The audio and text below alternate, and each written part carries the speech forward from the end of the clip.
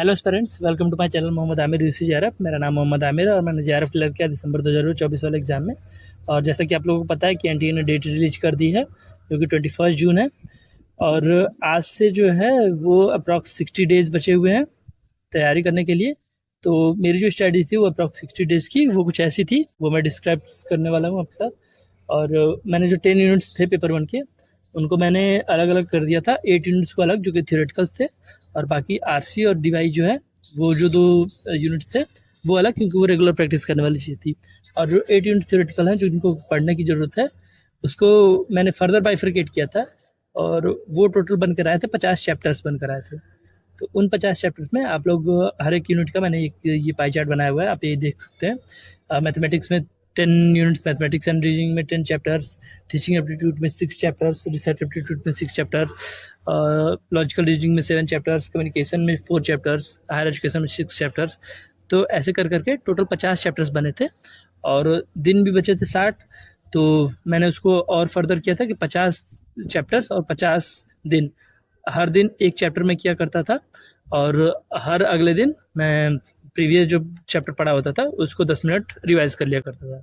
तो वैसे करके कंसिस्टेंट रहा था मैं। और बाकी जो 10 दिन थे उसमें मैंने और जो फर्दर रिविजन्स किए थे, जो वीक चैप्टर्स थे उनको मैंने फिर से कवर किए थे। तो वैसे करके कुछ मेरी स्ट्रेटजीज थी।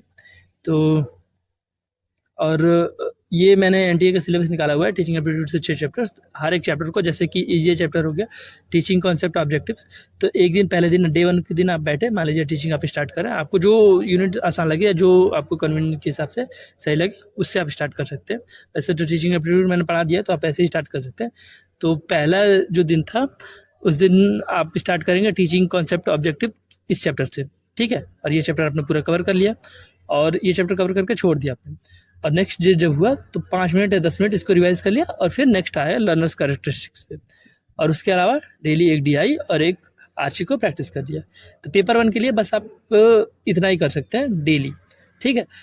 हार्डली एक चैप्टर करने में आपको आधा घंटा लगेगा और उसके अलावा 10 मिनट के रिवीजन आप मान सकते हैं। तो और 10-10 मिनट प्रैक्टिस के लिए, यानी कि 1 घंटा डेली आपको पेपर 1 पे देने की ज़रूरत है। डेली पेपर 1 पर 1 घंटा 50 दिन तक देने की ज़रूरत है, ठीक है। तो 50 दिन तक ऐसा चलेगा। उसके बाद जो नेक्स्ट 10 डेज रहेंगे उसमें आप पूरे यूनिट्स को रेगुलर बेसिस पे आप रिवाइज करेंगे।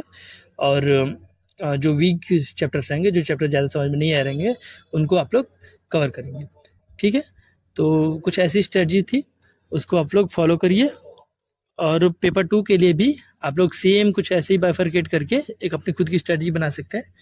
क्योंकि एनटीए सिलेबस तो प्रोवाइड करा ही रहता है यूनिट वाइज, तो उसमें हर एक यूनिट में दिया हुआ रहता है कि इसमें इतने चैप्टर्स हैं। तो उसी के हिसाब से आप लोग काउंट करके एक और स्ट्रेटजी आप लोग खुद की बना सकते हैं। और बाकी यूसी नेट के एग्ज़ाम में कुछ बहुत ज़्यादा हाई लेवल के पेपर नहीं आते हैं।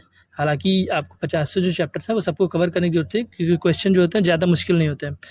बस ये होता है कि पूरे सिलेबस में से क्वेश्चंस कहीं से भी आते हैं, तो छोड़ के जाना कोई ये नहीं रहता है, अच्छा आइडिया नहीं होता है। आप सारे चैप्टर्स को कवर करिए और अच्छे से पढ़िए उसको। और बाकी उसके अलावा अगर बात करें, बाकी जो थ्रू आउट द टाइम है, ये जो टाइम है पीक टाइम स्टार्ट हो चुका है, तो इस टाइम पे आपको मोटिवेटेड रहने की ज़रूरत है। और बहुत ज़्यादा नहीं, लेकिन दिन का 1-2 घंटा, 2-3 घंटा बस निकालने की ज़रूरत है, ताकि ईजिली आप जेआरएफ क्लियर कर सकें। और मोटिवेटेड रहिए, कंसिस्टेंट रहिए, कंसिस्टेंसी बहुत ज़्यादा ज़रूरी है। और इस चैनल की बात करें तो इस चैनल पे मैं पीवाईक्यूज़ को स्टार्ट कराने वाला हूँ, ताकि आप लोग की हेल्प हो सके। और पीवाईक्यूज़ को भी रेगुलर आप प्रैक्टिस में डाल सकते हैं, क्योंकि वो भी बहुत ज़्यादा ज़रूरी है। आपको एक ही डायरेक्शन में जो चीज़ें आपको नहीं पढ़नी है, जो चीज़ें अच्छे से पढ़नी है, वो आपको गाइड करने के लिए पीवाईक्यूज़ बहुत ज़रूरी है। तो वो भी मैं स्टार्ट करूँगा इस चैनल पे।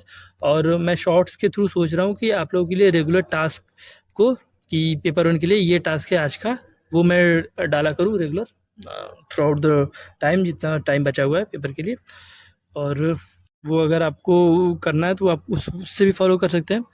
और बात करते हैं तो आप लोग अपने हेल्थ का ध्यान रखिए, क्योंकि इस टाइम पे तबीयत वगैरह जो समर्स आ रहे हैं, तो इस टाइम पे तबीयत वगैरह बहुत ज़्यादा ख़राब होगी। तो आप हेल्थ का ध्यान रख सकते हैं ताकि पढ़ाई हैम्पर ना हो।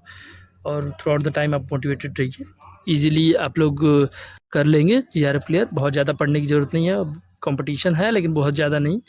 और ठीक है, ये चैप्टर्स आप लोग देख सकते हैं यूनिट। और उसके अलावा आप चैनल को विजिट करिए। बाकी सारे जो मैंने टीचिंग एप्टीट्यूड और रिसर्च एप्टीट्यूड पढ़ा दिया पूरा यूनिट, तो वहाँ से आप पढ़ सकते हैं। और ICT अभी चल रहा है, ऑनगोइंग है, और PYQs अभी स्टार्ट कराऊँगा मैं। ठीक है, तो लाइक करिए इस वीडियो को और चैनल को सब्सक्राइब करिए।